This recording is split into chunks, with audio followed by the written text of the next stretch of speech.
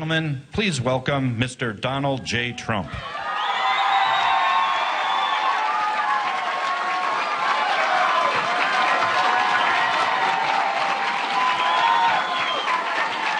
Thank you.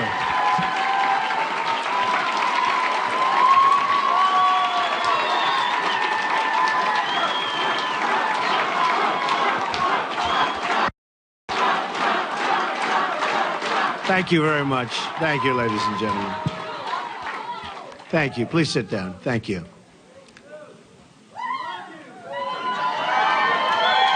Thank you. It's my privilege to be here in Gettysburg, hallowed ground where so many lives were given in service to freedom. Amazing place.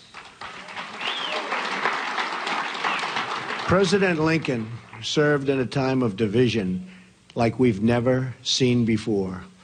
It is my hope that we can look at his example to heal the divisions we are living through right now. We are a very divided nation. I'm not a politician and have never wanted to be a politician. Believe me. But when I saw the trouble our country was in, I knew I couldn't stand by and watch any longer. Our country has been so good to me. I love our country, and I felt I had to act.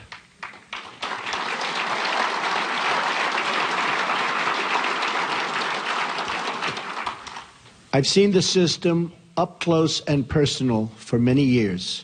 I've been a major part of it.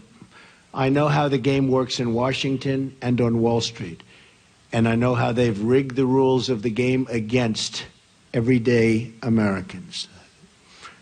The rules are rigged. Nearly 1 in 4 Americans in their prime earning years isn't even working. 1 in 5 households have no one with a job. 45 million Americans are on food stamps, and 47 million are living in poverty. We have failed our inner cities, and in so doing, have failed our African American and Hispanic communities.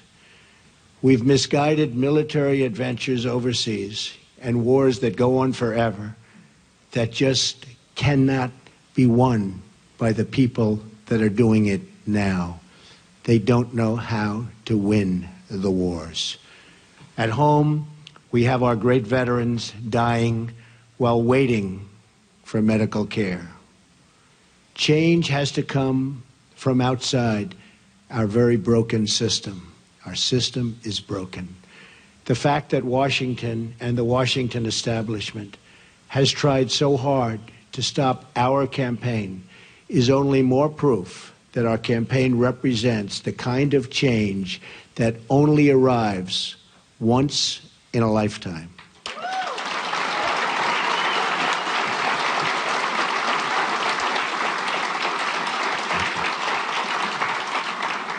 The system is totally rigged and broken. First, the issue of voter fraud.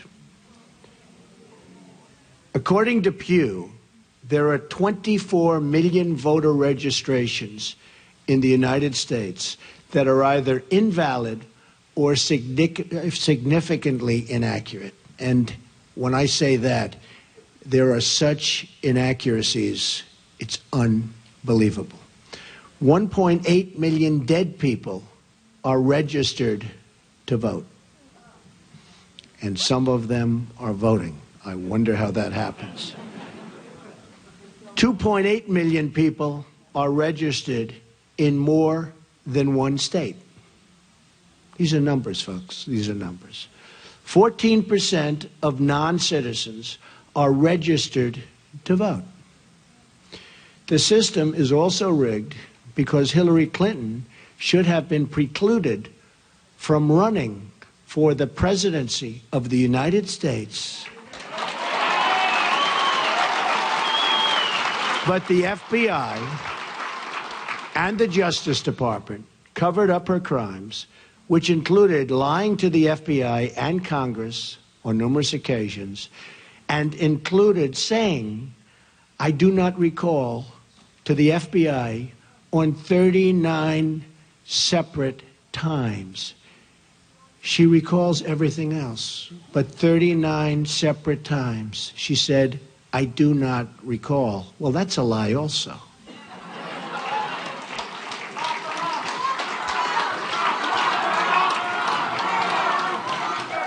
Then there is the deletion of at least 33,000 emails after receiving a subpoena from the United States Congress. That's after receiving the subpoena.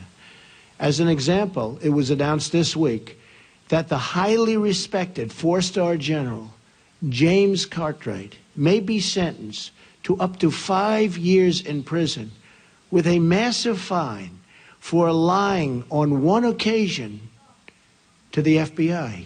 And he said he did that for national security reasons. Highly respected man, a four-star general. This took place 2 days ago. How must he feel? A big part of the rigging of this election is the fact that Hillary is being allowed to run despite having broken so many laws on so many different occasions. Why is she allowed to run? The dishonest mainstream media is also part, and a major part, of this corruption.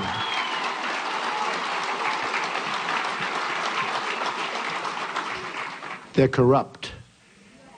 They lie and fabricate stories to make a candidate that is not their preferred choice look as bad and even dangerous as possible.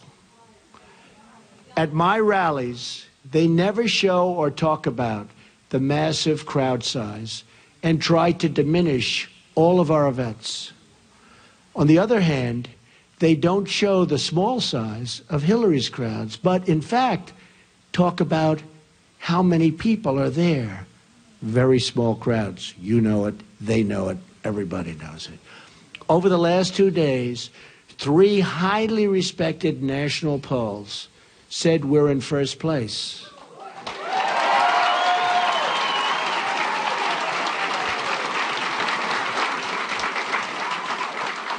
And one of those pollsters was the most accurate poll on the last 2 cycles. But the media refuses to even say it or put that word out. They refuse to talk about it. They're trying desperately to suppress my vote and the voice of the American people. As an example of the power structure I'm fighting, AT&T is buying Time Warner and thus CNN, a deal we will not approve in my administration because it's too much concentration of power in the hands of too few.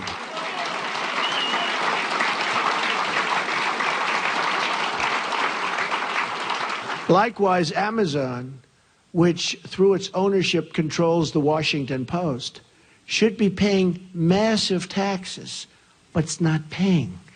And it's a very unfair playing field. And you see what that's happening and what that's doing to department stores all over the country. Very, very unfair. And you're talking about billions and billions of dollars. They should be paying those taxes. Additionally, Comcast's purchase of NBC concentrates far too much power in one massive entity that is trying to tell the voters what to think and what to do. Deals like this destroy democracy. And we'll look at breaking that deal up and other deals like that. This should never, ever have been approved in the first place. They're trying to poison the mind of the American voter. Every woman lied when they came forward to hurt my campaign.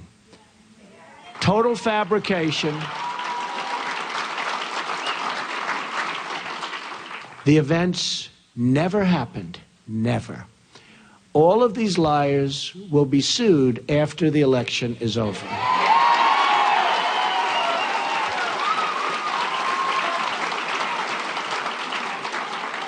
But a simple phone call placed to the biggest newspapers or television networks gets them wall-to-wall coverage with virtually no fact-checking whatsoever. Here is why this is relevant to you. If they can fight somebody like me, who has unlimited resources to fight back, just look at what they can do to you, your jobs, your security, your education, your health care, the violation of religious liberty, the theft of your Second Amendment, the loss of your factories, your homes, and much more. Look at what they've done to you with your jobs.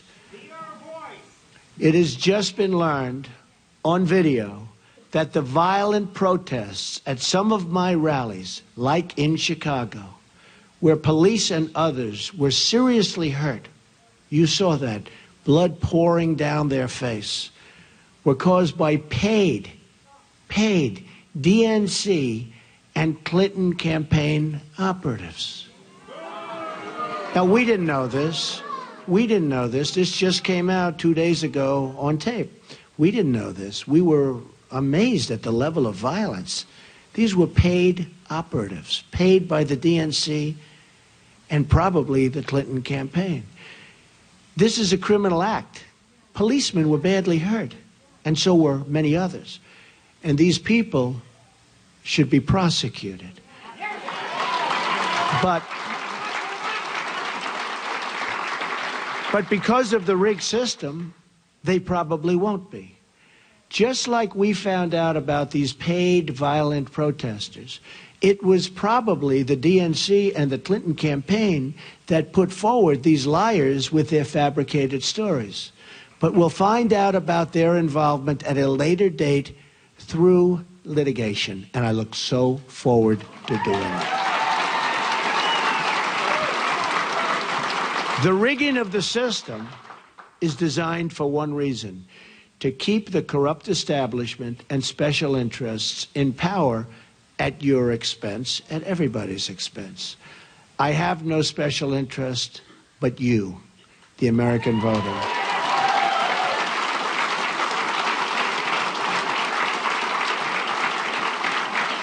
I didn't have to do this, believe me. There's nothing easy about it. But I had to do it. I love our country. I love the people of our country. And I felt I had to do it. Thank you. One thing we all know is that we will never solve our problems by relying on the same politicians who created these problems in the first place. Hillary Clinton is not running against me. She's running against change.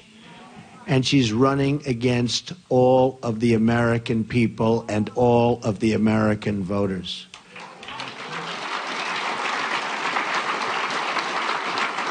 We now find ourselves at that very special fork in the road.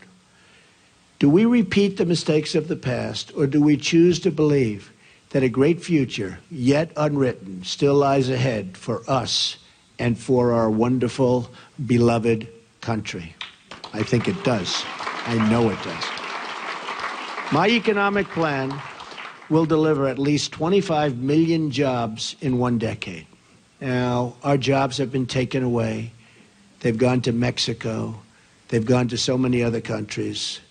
It's a one-lane highway where they get the jobs, they get the factories, they get the money, and we get the drugs, and we get the unemployment, and it's going to change, believe me, and it's going to change fast.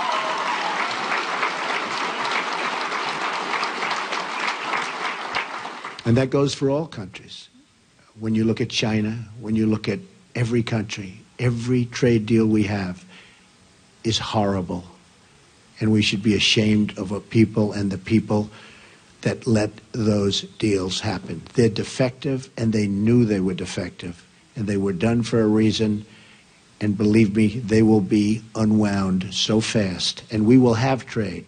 We will have great trade. And it'll be free trade. But it'll be fair trade, and it'll be real. My security plan, so important. They've taken the jobs from us. My security plan will bring safety to our poorest communities. My ethics plan will end the corruption in our government. We will the corruption is massive. We will drain the swamp in Washington, D.C. and replace it with a new government of, by, and for the people. Believe me. That is why I have chosen Gettysburg to unveil this contract. I'm asking the American people to rise above the noise and the clutter of our broken politics and to embrace that great faith and optimism that has always been the central ingredient in the American character. And there is nothing better or stronger than the American character.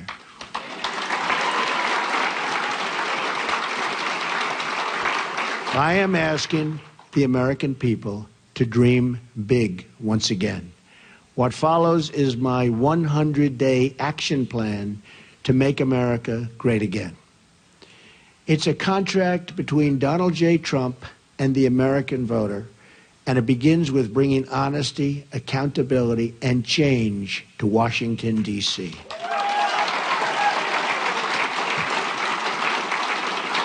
Therefore, on the first day of my term of office, my administration will immediately pursue the following 6 measures to clean up the corruption and special interest collusion in Washington. First, a constitutional amendment to impose term limits on all members of Congress. Second, a hiring freeze on all federal employees to reduce federal workforce through attrition, exempting military, public safety, and public health.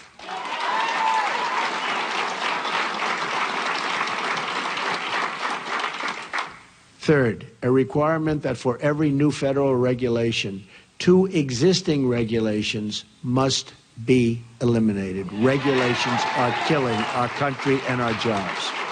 Fourth, a 5-year ban on White House and congressional officials becoming lobbyists after they leave government service, making a fortune. Fifth, a lifetime ban on White House officials lobbying on behalf of a foreign government. Very bad. Sixth, a complete ban on foreign lobbyists raising money for American elections. That's what's happening.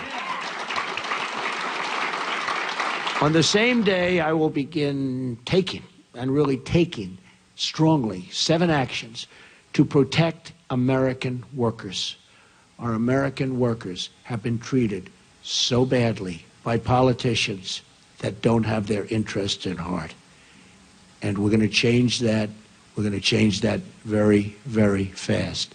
First, I will announce my intention to totally renegotiate NAFTA, one of the worst deals our country has ever made, signed by Bill Clinton, or withdraw from the deal under Article 2205. Second, I will announce our withdrawal from the Trans-Pacific Partnership, a potential disaster for our country. Third, I will direct my Secretary of the Treasury to label China a currency manipulator. China is a currency manipulator. What they have done to us by playing currency is very sad, and I don't blame them. They've been very smart. I blame our politicians for letting this take place.